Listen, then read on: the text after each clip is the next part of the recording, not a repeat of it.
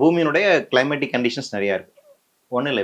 இப்போ இந்த ரூம் இருக்குது அப்படின்னா ஃபேன் போட்டிருக்கோம். ஸோ அதனால் இப்போ இந்த ரூமுடைய ஒரு கிளைமேட்டிக் கண்டிஷன்ஸ் நமக்கு ஏற்ற மாதிரி மாற்றி அமைக்கிறோம். ஃபேன் இருக்கிறதுனால இல்லைங்களா? ஏசி வந்து பயன்படுத்துகிறோம். ஸோ இதெல்லாம் வந்து ஒரு கிளைமேட்டிக் கண்டிஷன்ஸை நீங்கள் வந்து மேனேஜ் பண்ணுறீங்க அப்படிங்கிற மாதிரி புரிஞ்சுக்கலாம்.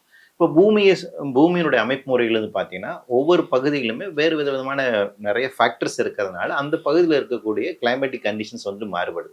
இப்போ பாலைவனம் ஒரு இடத்துல இருக்கு, பனிப்பாறைகள் இன்னொரு இடங்கள்ல இருக்கு, சில இடங்கள்ல ரொம்ப பசுமையான இருக்கக்கூடிய இடங்கள் இருக்கு, வறட்சியான இடங்கள் இருக்கு, மழை அதிகமாக இருக்கக்கூடிய இடங்கள் இருக்கு. இப்படி பூமியில ஒவ்வொரு பகுதியிலும் ஒவ்வொரு விதமான தட்பவெப்ப சூழ்நிலை இருக்கு இல்லைங்களா? ஒரு கிளைமேட்டிக் கண்டிஷன்ஸ் இருக்கு.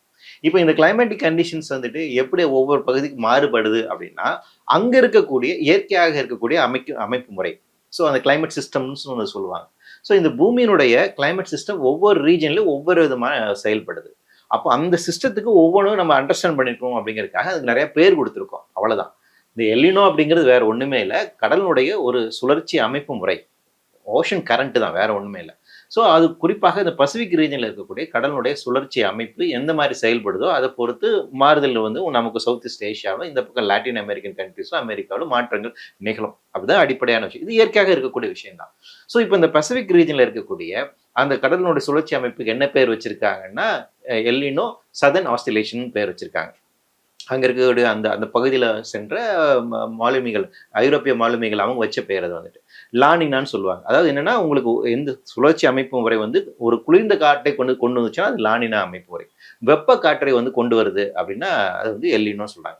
இப்போ இந்த கடல் சுழற்சி இருக்கு இல்லைங்களா, கடல்ல நீரோட்டம் சுத்துறதா வேற ஒன்றும் இல்லை. கடலுடைய டெம்பரேச்சர் இன்க்ரீஸ் ஆகுதுன்னா அதுக்கேற்ற மாதிரி அதோட சுழற்சி அமைப்பு முறை மாறுபடும் இல்லைங்களா? தண்ணி கொதிக்க வச்சீங்கன்னா உங்களுக்கு என்ன ஆகும்? உங்களுக்கு வந்துட்டு வந்து ஃபாஸ்டா என்ன ஆகும்? குளிர்ந்த நீர் வந்துட்டு கீழே போகும், சூடான தண்ணி மேலே போகும். அது ஒரு சொத்தும் இல்லைங்களா? அதே மாதிரி தான். ஸோ அதே மாதிரி தான் கடலுக்குள்ளேயும் அதிகமாக ஹீட் ஆகிறதுனால அந்த கடலோட சுழற்சி அமைப்பு மாறும்.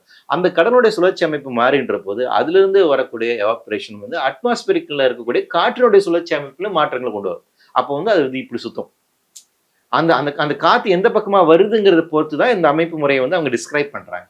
அப்போ வந்து உங்களுக்கு அந்த கடலுடைய பேசிக் டெம்பரேச்சர் வந்துட்டு கிட்டத்தட்ட வந்துட்டு ஒரு 5 டிகிரி செல்சியஸ் அளவுக்கான அதில் மாறுபாடு இருக்குது அப்படின்னா அதை வந்து இப்போ சூப்பர் எல்லினோ அப்படின்னு வந்து சொல்றாங்க. இப்போ கடல் வந்து பயங்கர வேகமாக கொதிப்படைந்து கொண்டு வருகிறது.